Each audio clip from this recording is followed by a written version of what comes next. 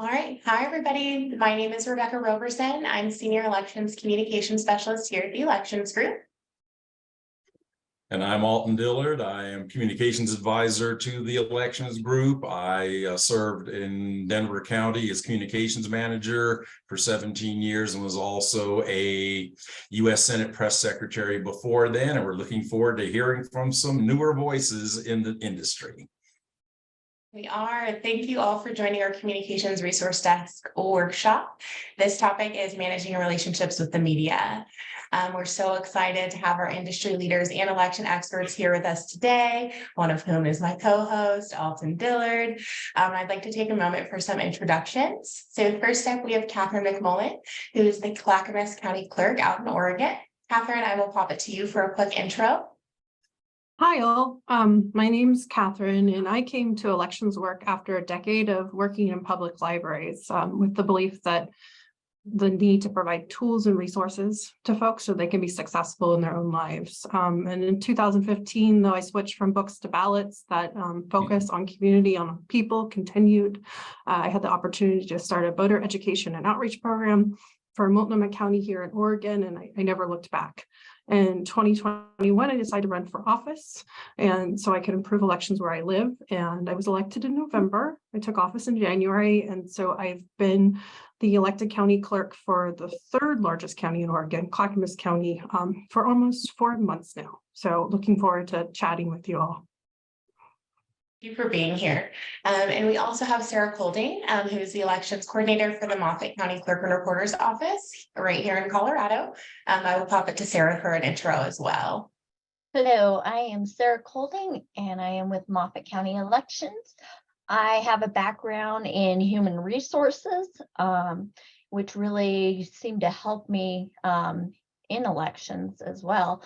And I just want to thank everybody for getting on this webinar, and hopefully you guys can learn a little bit from us.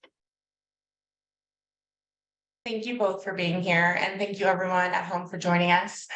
Before we get started, I do just want to mention the Q&A feature should be turned on for all of the folks who are attendees in the Zoom webinar. So you all can ask questions as we're going through our workshop today, and we will get to those at the end during our Q&A section. So we'll go ahead and get started. All right, it looks like we have our PowerPoint shared on the screen. So before we get started in today's workshop, for those of you who are not already familiar with the Elections Group, just want to take a few minutes to go over the Elections Group generally, who we are, what we do, and what we're all about. So we are an elections consulting partnership founded by former election officials Jennifer Morrell and Noah Prates. We partner with state and local election officials to implement new programs and improve processes and procedures for voters and stakeholders alike. We also provide guidance, resources, and direct management support for jurisdictions. And our team is actually made up of all former election officials from across the United States. So we've all worked at the local, state, and federal level of government, and we have 120 years of experience combined. Next slide. To lead into our workshop today, I do want to chat a little bit about a guide that we released in 2022. It's called Telling Our Story, and it's an elections communications guide. Slide. So in 2022, the Elections Group actually teamed up with former NPR correspondent Pam Fessler to release this guide. It was initially created to help election officials combat mis, dis, and malinformation, but it also is a great tool to just help election officials tell their stories and communicate with voters generally. Just a reminder, there's no one better than you to tell your story, and this guide is a valuable resource for folks who are looking to get started. Next slide. So just a brief overview on why storytelling is important. So again, it allows election officials to combat mis, dis, and malinformation. It allows election officials to present accurate and factual information. It also is a stepping stone that allows you all to work with the media to help tell your story. And it further establishes you all as a trusted source of information, which is critical in today's age. We've also seen an increase in election officials who are beginning to tell their story. So this slide is great because it has a bunch of different examples. So we see election officials who are getting in front of and behind the camera, working with the media, getting on social media, all of those great things to help engage with their voters and tell their stories.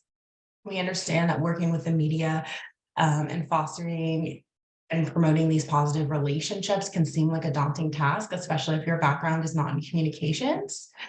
And if your office is not as heavily resourced, we get that it can seem super daunting, but we do want you all to be able to leave today's workshop with something, a tool, so to speak, to be able to take back to your office and put in your communications toolbox. So before we get started, we just want to remind folks that are tuning in, it doesn't have to be an all or nothing approach. We're going to talk about a lot of different tips and a lot of different resources today, and you don't have to implement everything at once. Rome was not built in a day, and something is better than nothing. So one way that you all can get started at home is by creating a media guide. Media guides are great because they can be as simple or as in-depth as you would like for them to be. So you can have contact information, links to important dates, a link to your election calendar ahead of every election cycle, and that can be your media guide, or you can add additional information as well to that. So I encourage all of you who are listening in to try and create a simple skeleton version of your very own media guide as we're going through our workshop today. And just keep in mind that something is better than nothing.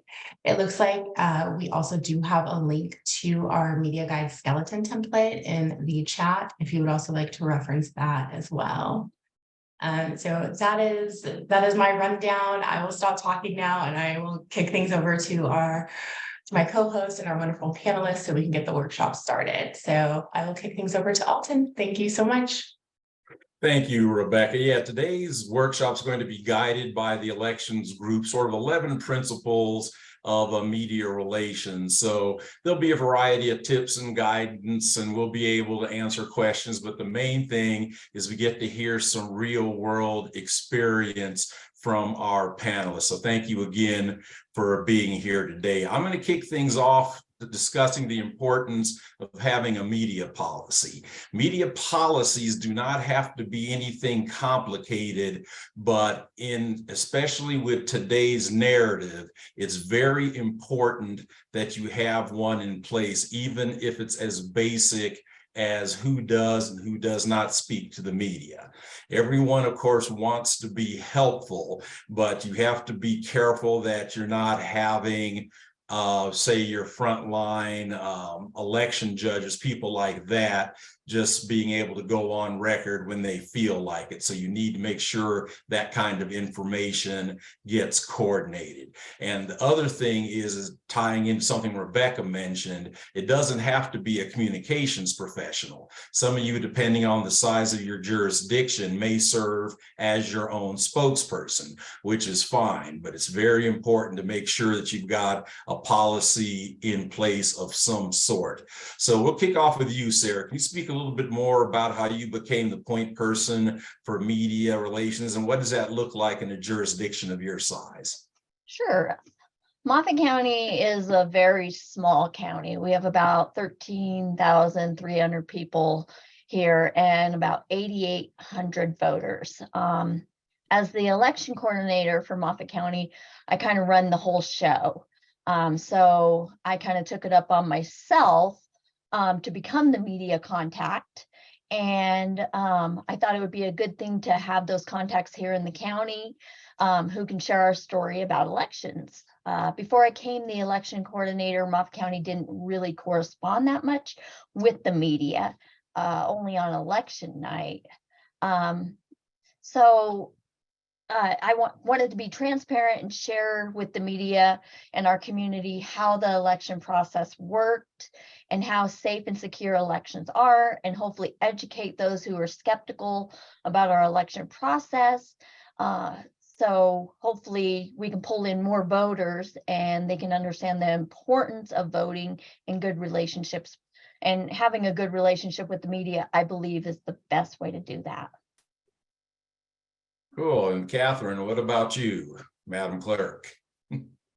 Yeah, no, thank you for the question. I also don't have a background in communication.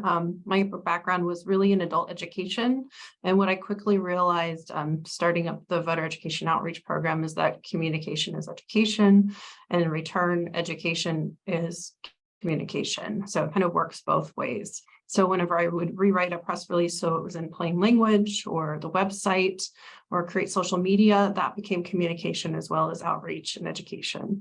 I ended up leading, our internal communications team through some election cycles. I wasn't the primary point person, but was able to expand our reach from just traditional media and what was expected to also ethnic media in different communities. When I was a candidate for office, I really made sure that I ran my campaign as close to the same way I was going to be an actual, county clerk, and made that effort to stay true to inclusion, communication, and education. And now as county clerk, I'm in a different role, and it's a different environment. I have different resources.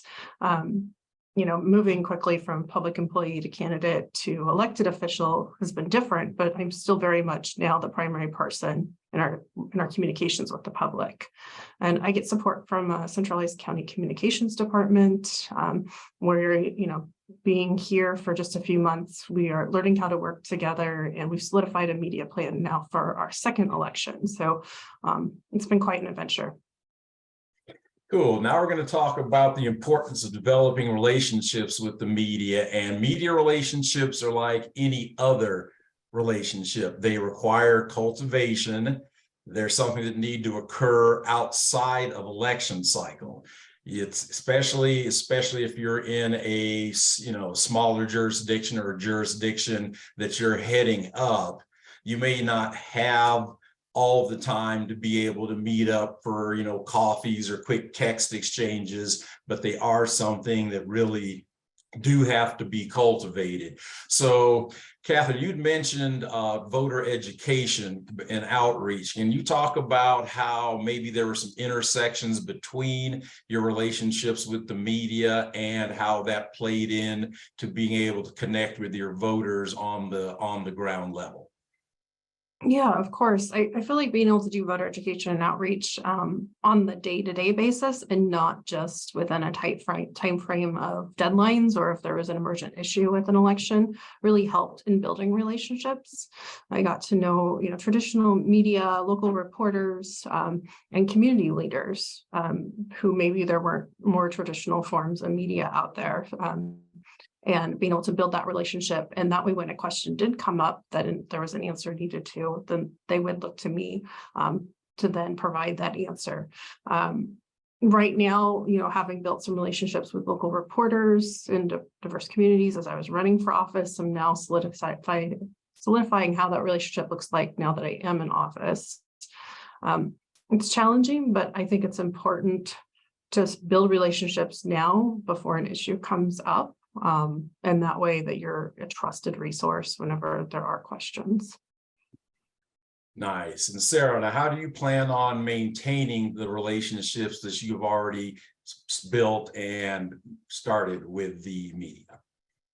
So I think the best way to maintain the relationships with the media is just to be transparent. I worked closely with the media during the 2022 general election, and I built some really strong relationships.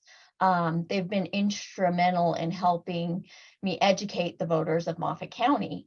As I said, we didn't have a whole lot of communication with the media before I actually came in as the election coordinator. So we just moved to a brand new courthouse. So my plan is to give the media a tour of the facility, and I want the media to recognize how safe and secure our elections are, how the chain of custody works, how everything is under lock and key, how we have camera access on election records, our ballot box, where we open ballots, how we count ballots, where we keep our election records, and how they're safeguarded.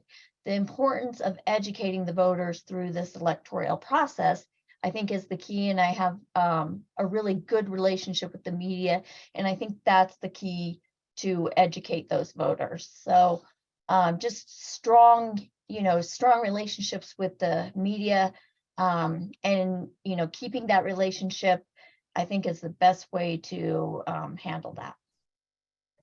All right, now here's one of my favorites: being mindful and respectful of deadlines. So it's somebody who's been around the business since before cell phones and during the days of fax machines. This is where we really also have to discuss the differences in what is media these days. So here where I used to work is a top 20 market. Denver is the 17th television market in the country. For perspective, New York, Chicago, LA are like the top 3, just to give you an idea of scale. And with some of the changes in media, you also, in a place like Denver, you have a lot of digital media emerging. So it's not like the old days where you definitely had to be back to a reporter, say by 4 p.m. before something got to print, because that was the only chance to do it. So anytime I talk about deadlines, I always want to make sure that people understand that it's not always just that one set time. And even today, with the emergence of electronic media, even if it's not a actual electronic publication, there's still usually opportunities to be able to connect the dots with those reporters. And this is why the media relations part is so important. If you are a trusted media source, media outlets will understand that sometimes, depending on the size of your jurisdiction, you may have to run down an SME. You may have to find your elections director. You may have to clear something through your communications director before you're able to go on record. And if you have a good, trusted relationship, then they will understand, okay, I'm not being stonewalled. This person is simply just trying to gather the information so we can both do our jobs. So that's the thing I always like to discuss there. But do either of you have any thing you like to add? So we all know the importance of a deadline, and it's the same for the media. As soon as I receive an email or a phone call, I ask them when they need it by. Their deadlines are just as important as ours. So I always get right back to them. If I'm not able to get the information they need, then I let them know I'm not going to be able to meet that deadline. I think being upfront and honest is something I know they appreciate. But the way I see it, they're doing a good thing for us. So I give them the same respect they give me, and I make it a priority to let them know either way whether I can get them the information or if I'm not able to, but also let them know you value the relationship with them, and they in turn will value the relationship with you. And Catherine, do you have anything on that? Yeah, I think it's really important when we're talking about local media, what we mean by that. And when I think of it, I think of local relationships with local reporters. Here in Clackamas County, we have 16 incorporated cities that are at least all in part in the county. So there's a lot of different media markets, but we have one large media company that does most of our papers, and just a few people that actually write articles about elections. And I have found recently that sometimes articles pop up about an election without having talked to me, which is fine because they're going to my website to get information. But I do have a Google alert set up so I can review articles, and then I can quickly reach out to the reporter if there's something that's factually inaccurate. And they've always been very responsive and quickly updated it. And then they do see that there's really relationship building, and they're able to do their work while being somewhat understaffed. We're able to keep things accurate and transparent and timely. Yeah, and you brought up understaffing, which is a big thing. There's what we call a contraction that goes on in media these days, just because it's not like the old days. Here in my jurisdiction, We used to be a 2-newspaper town. Now we're essentially a 1-newspaper town with some other smaller newspapers. And it's also why it's a good idea to have relationships with your community media organizations. And then here on slide 4, we talk about how it's not okay to accept every media request. And that requires a little bit of context, because sometimes the media request will be something, and this is a point that you made, Catherine, the information may be on the website.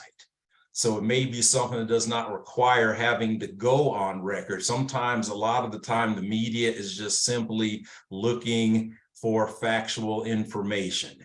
And especially in the world of elections, I notice the media like to do a lot of comparisons, but you want to make sure they're doing apples to apples, especially when it comes to things like turnout.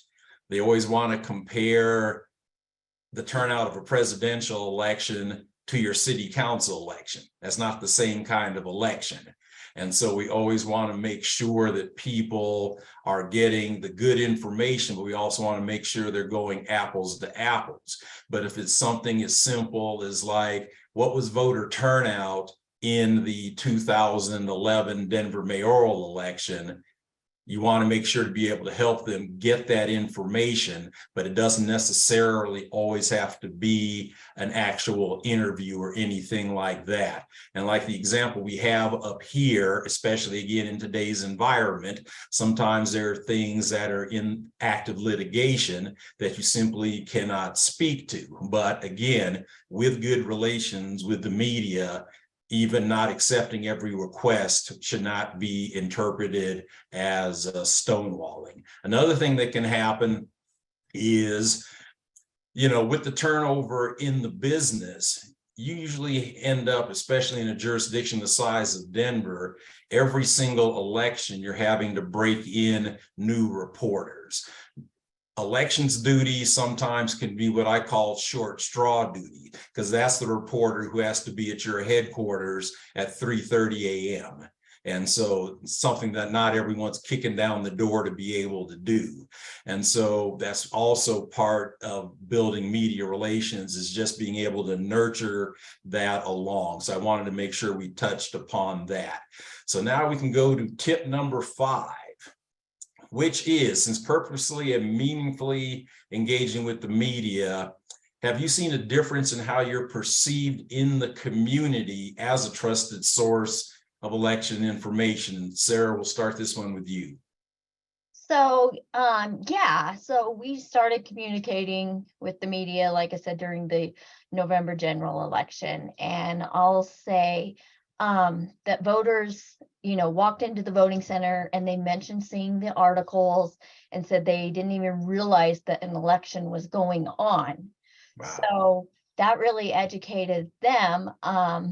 Because of the articles and the radio interviews, they became more aware of that election.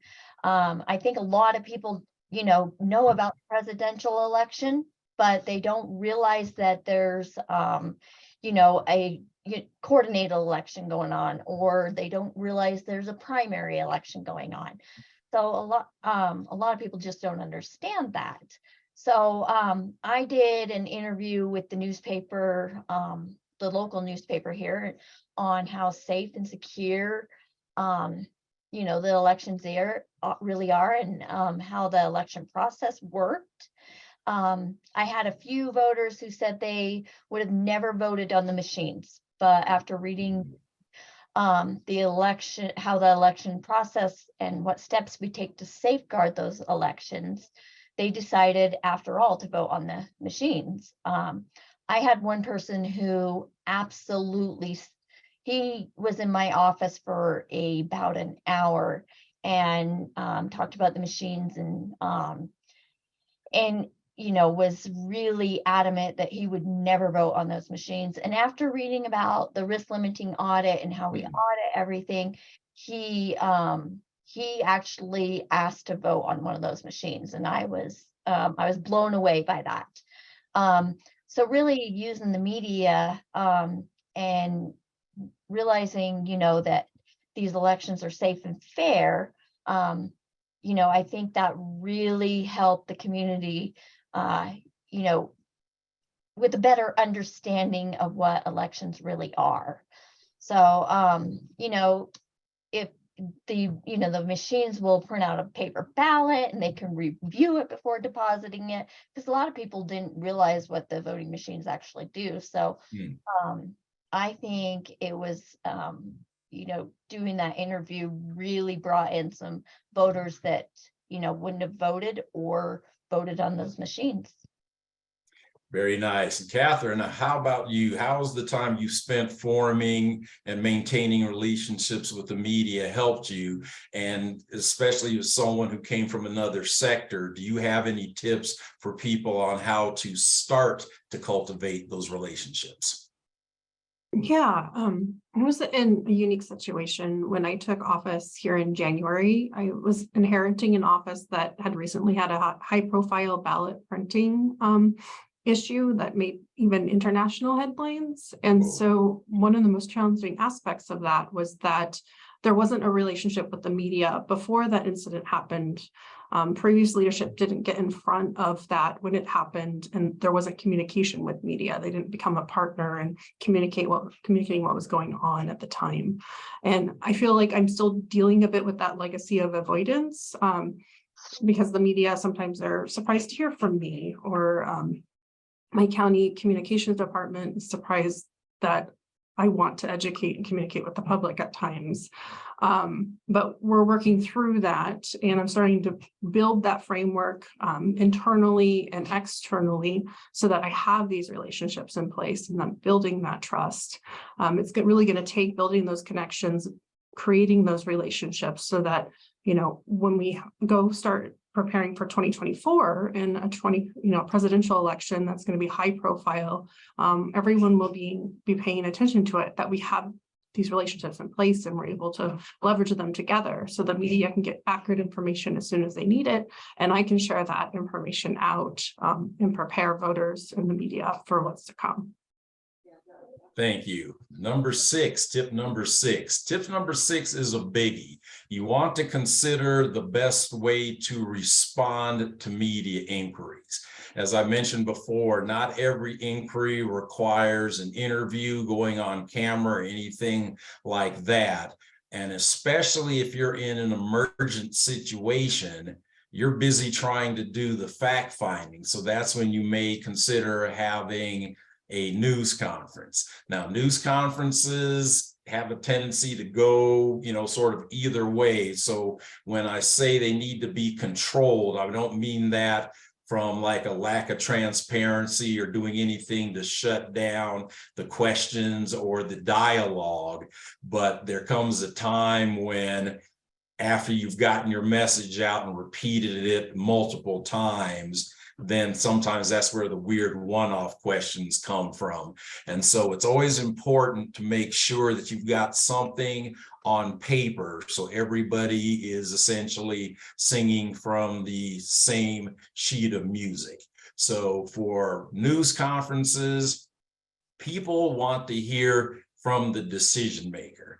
So they want to hear from the election director. They want to hear from the registrar. They want to hear from the secretary.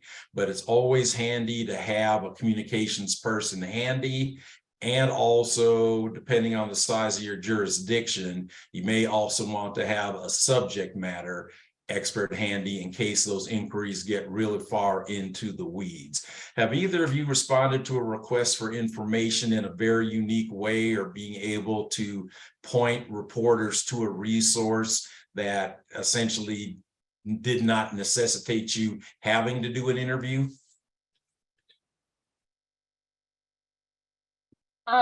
We're such a small county that,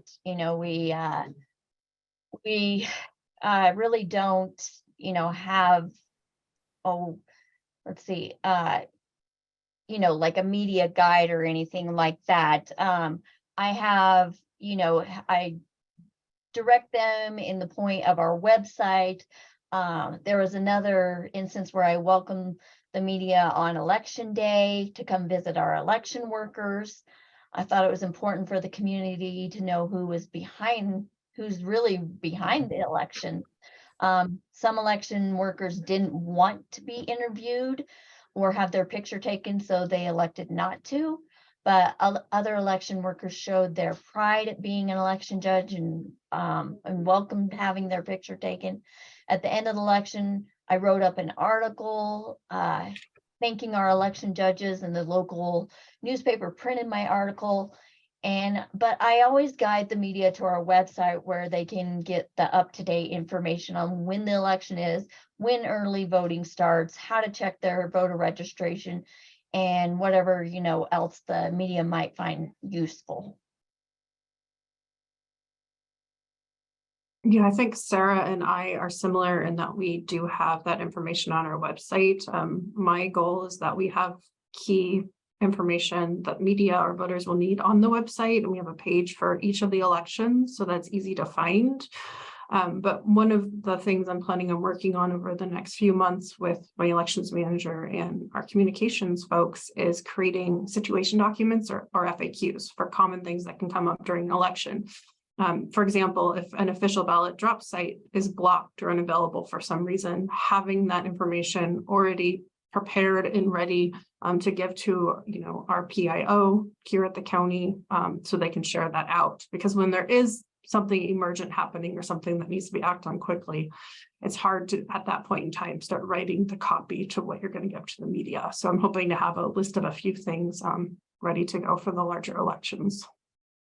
And before we move on to tip 8, which also is going to cover a bit, I want to double back on something that Sarah had mentioned, because as part of telling your story, of course, you want to be totally transparent, but also we have to remember the times that we're in. So as she mentioned, not everyone is comfortable being videotaped or appearing in photographs. And so especially if you're a jurisdiction that likes to do a lot of media tours and stuff, I would always get just a quick 5-minute head start before starting said tour, bring a reporter or camera into a processing area and just get with the room lead and say, hey, we've got a tour coming through, or we've got reporters or cameras coming through. If anyone doesn't want to be photographed or videotaped, if you can, send them on a quick break. And if we were in such a stage of the election where that really didn't make sense time-wise, I just tell the election workers to give the universal signal. So usually if someone either holds the ballot up in front of their face, or I tell them if they want to be more subtle, 2 fingers on the temple, and then I would give the media a heads up that anyone who makes this gesture does not want to be photographed, approached, etc. So again, transparency really factors in to being able to tell your story, but you want people to feel safe, especially your workers and sometimes even your staff in the course of carrying out that duty. There are going to be some people who say, hey, I just signed up to help count, ballots. I was not planning on, being in the newspaper or appearing in social media posts or whatever. So you always want to respect that. Now we're going to kick over to tip 8, which is about the importance of speaking in clear and concise sound bites when you are interviewed. As we know, the world of elections can be weedy, it can be complicated, it can be acronym heavy. And so one of the things whenever you're having a radio or television interview, but sometimes even print, is the ability to speak clearly and concisely. So Sarah, it's important in engaging with the media, like we've talked about, and having talking points ready. But do you have any advice for elections officials who are trying to do the same? So, speaking to the media, I like to get those talking points ready. I like to, not be, I need to be ready for those questions. And if I'm not ready, then, I simply tell them that, I will get back to them. But the talking points, I had an interview last year and I put some talking points together and, on how safe and secure elections are, with the RLA, the audits. And that really helped me through that interview. And, I didn't really get caught with a question that I didn't know. So I think putting talking points together before the interview is a really good way to do that. And Catherine, do you want to chime in on that one?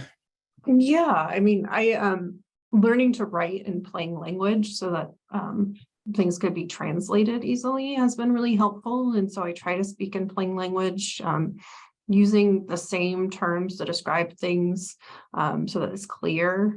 For example, explaining what our logic and accuracy tests are in our press releases, rather than just saying we're going to have them, saying why we're having them.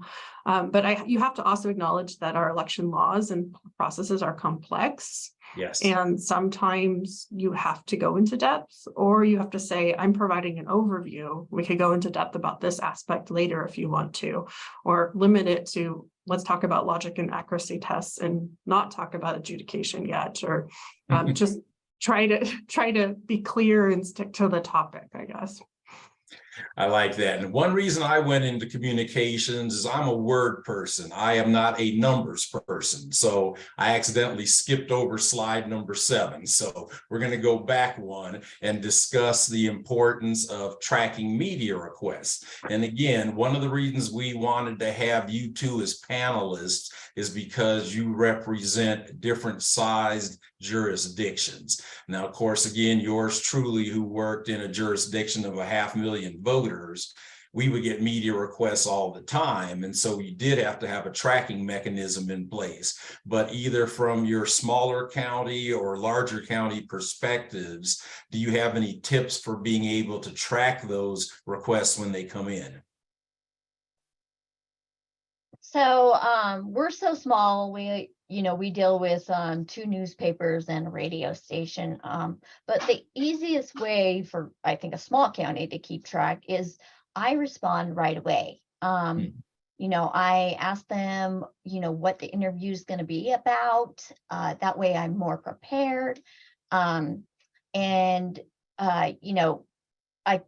said, I get right back to them right away. I make sure I calendar those interviews so I don't miss them. And I think that's the best way to keep the media on your side.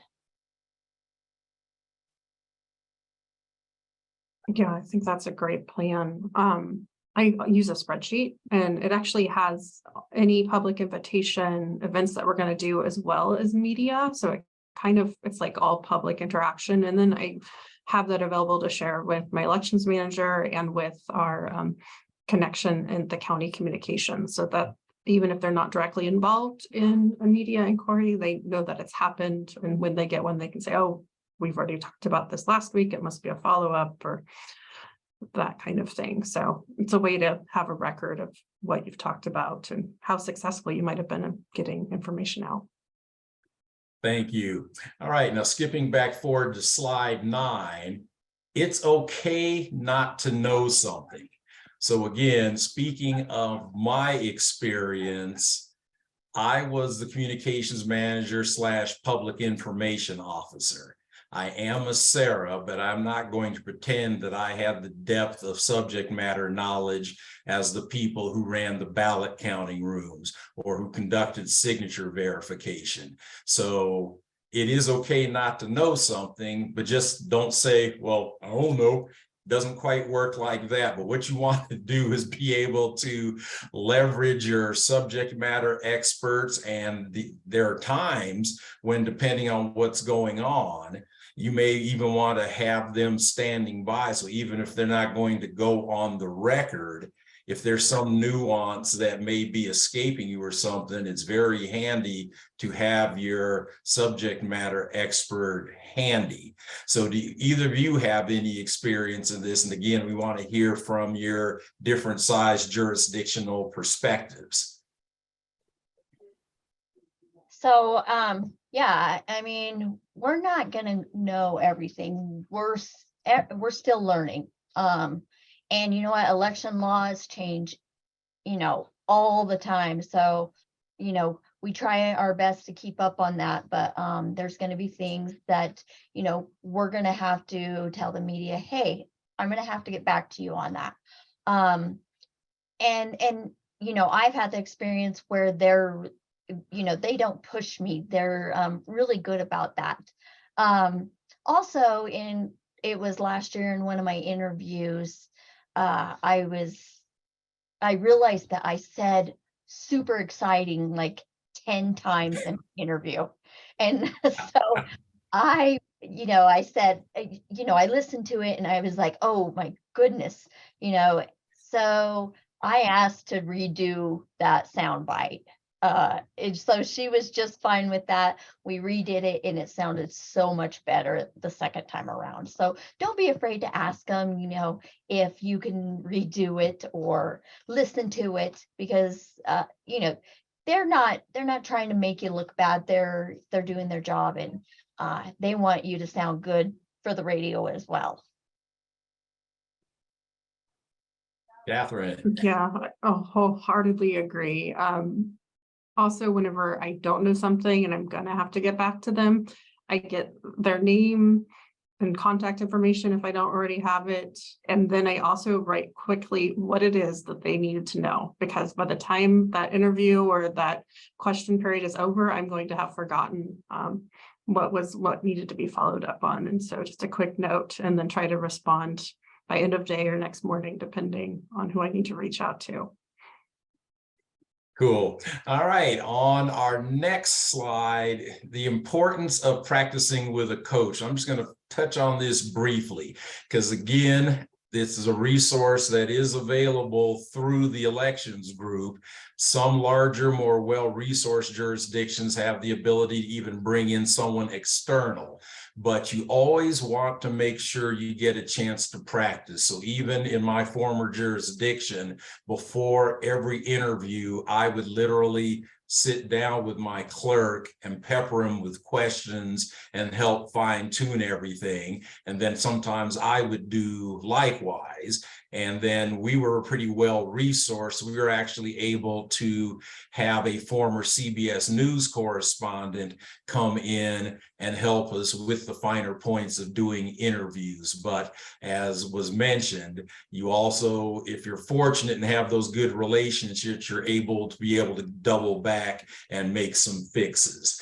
And so that brings us to speaking on background versus speaking off the record.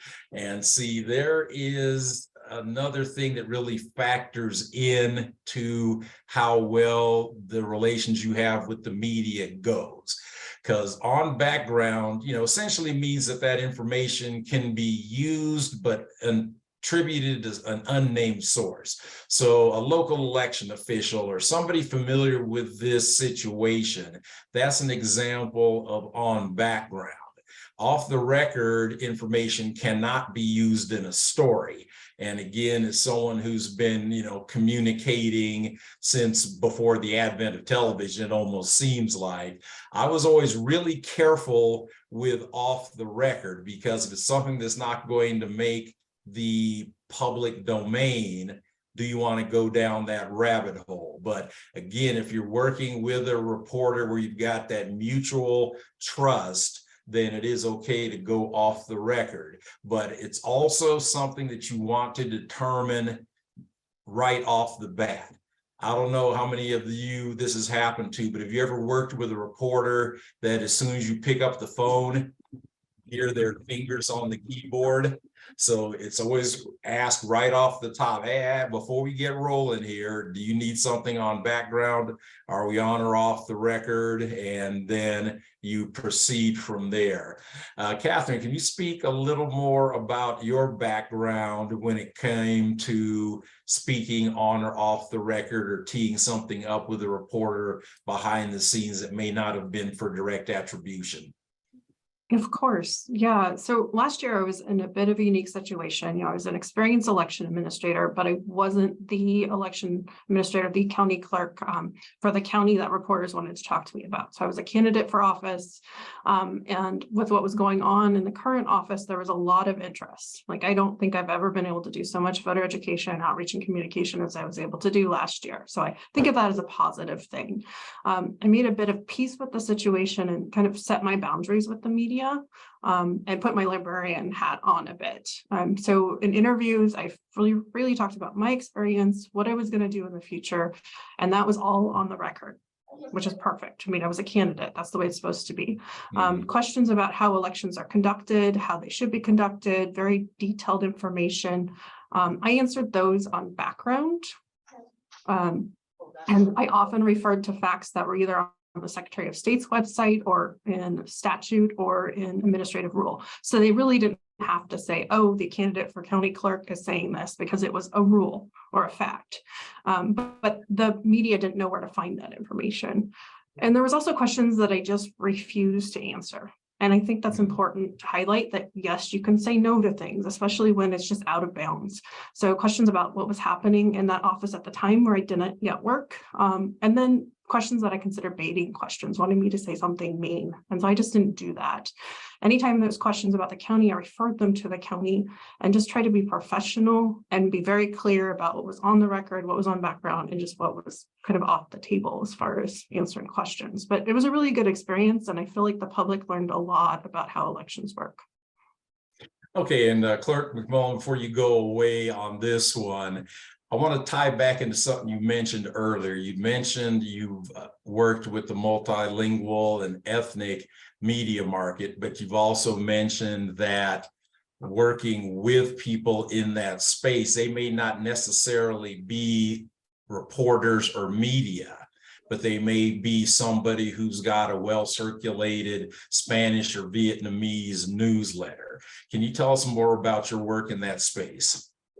Yeah, so in 2016, for example, the president of the Somali American Community of Oregon reached out to me for coffee and wanted to bring up what the Somali American community needed in order to be successful voters, from having resources translated to having access to information, and was able to build a really good relationship and network with the different Somali communities that live in the Portland metro area.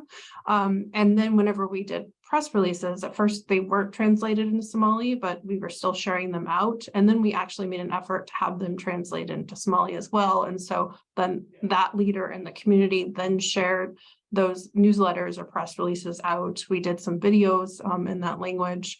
It was also kind of the same tactic we took with the Vietnamese community as well, because there was not a dedicated official media, unlike Chinese and Spanish, and even the Slavic community had actual ethnic media in the area. Wow, that's very important. So thank you for highlighting that. So our final question is going to really sort of circle back around to media guides, meeting plans, some of the things that we talked about at the beginning of the call. So if you could just briefly both touch upon, you know, again, whether you use a media guide, if you create one for every election, if you have a template that you use that you just tweak from election to election. Yeah, we create a media guide or plan for each election, and it's a template. It has deadlines, it has different communication pieces for different parts of the cycle. You know, as an elections administrator, you're well aware of that. But it also lets the media know when would be great times to have articles and share information about candidates or deadlines or results. So yeah, definitely having each of those prepared and ready to go at the beginning of each election has been really helpful. And as Sarah, as someone who wears many hats in an election office, do you have something similar in place? So we do not, but my plan is to have that, like Catherine, for each election. I want to get that together, and that way we're more prepared. The media has that guide to, you know, get information that they need, And so that is my plan to, for each election, I think that would be the best way to do it. All right, well, thank you both for your perspectives on that. I'm gonna kick it back over to my colleague Rebecca to see if there are any questions in Q&A. Thanks, Alton, and thank you all so much. That was a really great workshop and a really good Q&A session as well. I hope that our attendees got a lot out of it. I know I was fervently taking notes, and Clerk McMullen, you said something that really stuck out to me about you've been working on changing a legacy of avoidance, and it reminded me back even 10 years ago, if we could administer an election without hearing from the media, that was considered a success. And now we have to talk to the media, it seems, through every single step of our processes. So every single step of the way. So that was a really, really great point. And I know that a lot of folks are probably dealing with something similar. So thank you both for speaking to that. And it looks like we had perfect timing. So thank you to everybody who tuned in today. And thank you so much to Clerk McMullen and Sarah, and of course, Alton, for joining us. We hope this workshop provided helpful information to get folks started with taking a deeper look at media relations. All of the resources that we mentioned during today's chat have been placed into the chat for you. And then additional information and direct support can be found through our communications resource desk and by visiting www.electionsgroup.com. So thank you so much for joining us, and we will see you next time.